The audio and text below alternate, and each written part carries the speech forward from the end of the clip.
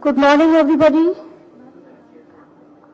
On behalf of the Organizing Committee of Indian Dietetic Association, Delhi chapter, I welcome all the delegates who have come here to attend this 44th National Annual Conference of Indian Dietetic Association. As we can see from the registration, our numbers are really growing, and this time we have 1,500 registrations. And as our national president, Mrs. Rekha Sharma, has said that by the end of the next year, we should have the total number, national number should be 20,000. We are at the moment 7,000. And annual conferences should have the numbers about 3,000. So we're looking at those numbers, and this is also a mandate to make our council, which we are putting up in a very aggressive way now. So we're just going to start a scientific session without any delay, and the first session is on special nutrition concerns for children. We all know that this phase of life, which is pediatrics health, is very, very important, and is also a stepping stone for the geriatric health. Good health in the formative years set the pace for the later life, the whole course of life. So issues surrounding the feeding, preterm infants, management of severe acute malnutrition, and critical care are some of the components of the session. So may I invite our chairperson, Dr. V.K. Paul.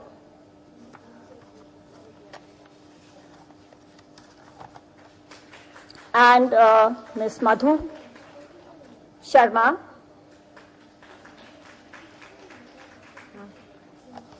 And I would like Anita Jitana to introduce our chairpersons for the first session. Thank you, Anuja.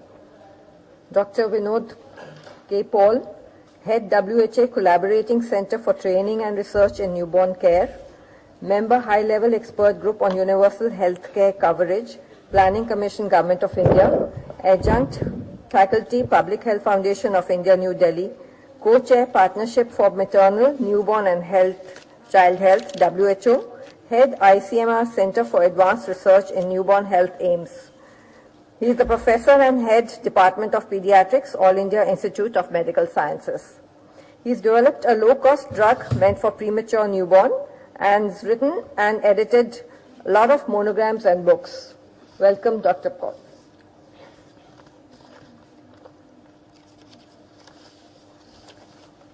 I'd like to invite Madhu Sharma, presently working as a senior dietitian with the Department of Pediatrics, PGI Chandigarh, and has more than 30 years experience, has trained in the management of children with cystic fibrosis in Scotland and is closely associated with these children in PGI.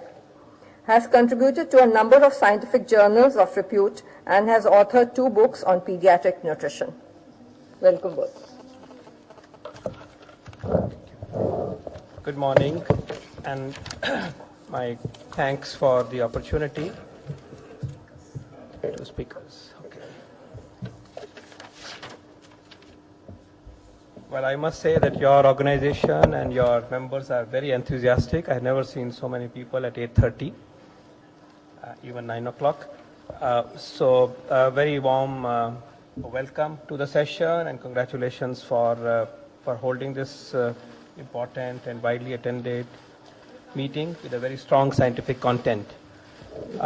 Just to set the stage, but before that, maybe I can invite the speakers to the dais. May I invite Dr. Praveen Kumar? Please come to the dais. And Dr. Raghav. Dr. Hema Malini Raghav. Are you in the dais, ma'am? Please come over. Welcome.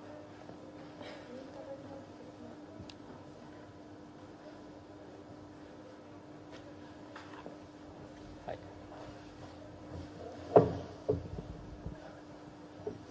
Welcome. Hi.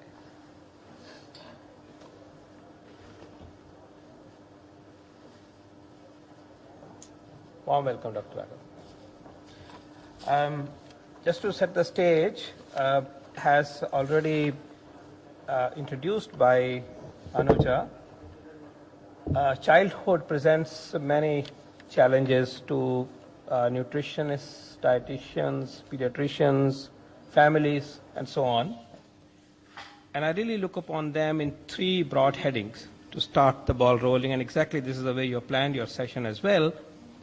The first is the area of newborn period, where there are critical issues about how to look after the baby in terms of nutrition, early and complete and full and exclusive introduction of breastfeeding. But the challenges come when the babies cannot take breastfeeding because of being small or sick. Then there is a huge dimension of feeding of low birth weight babies.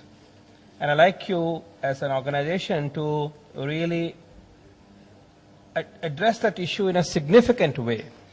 The reason why I say so is when I read technical materials on breastfeeding or feeding in general and activists of feeding, often they miss the point that low birth weight babies are the ones who have difficulties in latching on and receive breastfeeding optimally. How to enable these babies to receive breastfeeding, and if they cannot, if they are small, if they are sick, if they cannot for whatever reason, what is an appropriate nutrition for them and how it should be instituted. The topic is so timely because it is only last month that the World Health Organization, for the first time, you cannot imagine, for the first time have released their fresh and only new guidelines on low birth weight feeding. I'll encourage you to go through those feeding guidelines because we were associated with developing it and also testing those protocols. So that's one area. And within that, there is an exciting area of how to feed the low birth weight babies later on, once they have survived. What we know is that if you overfeed them, they may be more predisposed to adult illnesses, adult conditions like heart disease, hypertension, and cholesterol problems. So how do we feed? If you starve them or you feed them low, they remain undernourished and they are prone to infections and excess morbidity and mortality. It seems first 2 months may be okay for these small babies to receive what they can, and they can afford to have a catch-up growth. But after 2 years, they cannot be allowed to be overfed, and that is said to be the reason for the so-called epidemic of adult conditions in a country like ours, where almost 1/3 of our babies, and we all, 1/3 proportion, were low birth weight. So that's one challenge I'd like you to keep in mind. The neonatal period, low birth weight babies, SGA babies in the newborn period and later on. How do we address, how do we challenge the practices which may be detrimental? The second area is really the obvious area of undernutrition, malnutrition, stunting, severe acute malnutrition. This is a huge challenge. We haven't really found a solution to take care of our severely malnourished children. Even now, the protocols are not widely accepted. There is a WHO's consensus protocol on severe acute malnutrition. There is a controversy around the ready-to-eat therapeutic foods. There is no clarity as to how long these children should be kept in facilities. How do we follow them up in the community? Can we manage severe acute malnutrition in the community? Still an evolving issue. And if you see the national programs, there is nothing very clear-cut about it. We have these district feeding centers or nutrition centers, but really very unsatisfactory situation, I can assure you, and I can go on with this. The third area is really the area of specialized conditions, sicknesses which are unique to children. Some are common with adults, like diabetes or renal disease, but there are other conditions which are unique to childhood. The malabsorption syndrome, for example, persistent diarrhea, for instance, and of course all the other illnesses in which there is a need for specialized nutrition therapies, nutrition management, and particularly when the children are critically sick. The program for the day is surrounding discussion around the areas that I have mentioned, and we are delighted to have two very eminent speakers. Dr. Praveen Kumar is professor at Lady Hardinge Medical School in the Kalavati Sir and Children's Hospital. Welcome, sir. And you have a special interest in pediatric gastroenterology and nutrition, and you have made contribution in the management of severe acute malnutrition. We are looking forward to hearing from you. And Dr. A.H.A. Hemamalini Raghav is Associate Professor and Head, Department of Clinical Nutrition at Sri Ramachandra University, and is a known academic She has an MPhil guide for the programs of IGNOU and Mother Teresa University. She is a very popular media figure and so on, and we look forward to hearing from you and very eminent speakers. I'd like you all to give them a big hand. We start our session, and I would hand over to my co-chair at this point in time to conduct the session with the first speaker. Ma'am, over to you, ma'am. Dr. Praveen Kumar.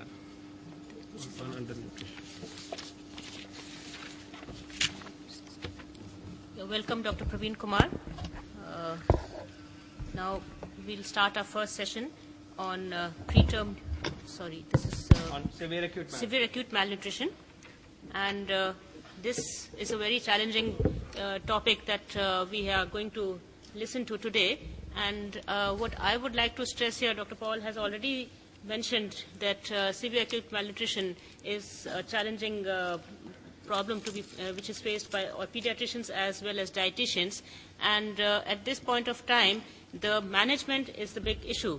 So the focus now is basically on how do you manage them, whether you manage them at the community level or you manage them at the hospital level. So earlier, actually, they were being treated in the hospital facilities, but for practical reasons, as we all know, it is not possible to, the population of severe acute malnutrition that we have almost is around 6% of those of the population. So, but in that case, to manage them in a hospital is a huge challenge, and it may not be a lot of practical issues associated. So now the focus is basically how do we manage them at the community level. We train, various the personnel at the community level to further train these people, manage these people, and mixes and ready-to-use foods are RUTF'd as they have been, started.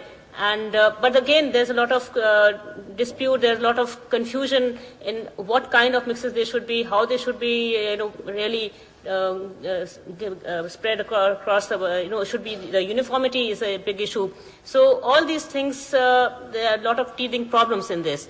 So I would really look forward to hear something, really concrete on this by Dr. Praveen Kumar. Welcome, Dr. Praveen Kumar. Thank you, chairpersons and dear friends. Good morning to all of you, and I would like to thank organizers for giving me opportunity to talk about severe acute malnutrition. And as sir has highlighted, there is really we do not have a clarity regarding the management. It's evolving, but maybe after a few months we will have some clarity on this, because the ministry is preparing operational guidelines regarding these NRCs and management of severe acute malnutrition cases. If we see really severe acute malnutrition is the largest common denominator in global child health. In this malnutrition is contributing maximum deaths. And this malnutrition is not contributing directly but also indirectly, because we approximately 60% of diarrheal deaths, they are contributed by underlying malnutrition, and also the other condition you can see almost 50% of deaths are contributed by malnutrition. If we take Indian scenario, it's really very severe. Our 48% population, if we take National Family Health Survey data, 48% of children are stunted, 43% are underweight, and 16% they are severe underweight, 23% are wasted. So how to identify the child with acute malnutrition? Also, there are some recent changes, and if we have to identify these, we have to take basic anthropometric measurements, they help, and weight and height that we have to take. There is WHO reference card, and for a particular length with a chart we can identify the cases with severe acute malnutrition if this is below -3 standard deviation. Also, recently for community identifying severely acute malnourished children where we do not have facility of taking length, we can use mid-arm circumference, which is being used for identification of these children. And then is the clinical examination. We are looking for severe wasting and bilateral pedal edema.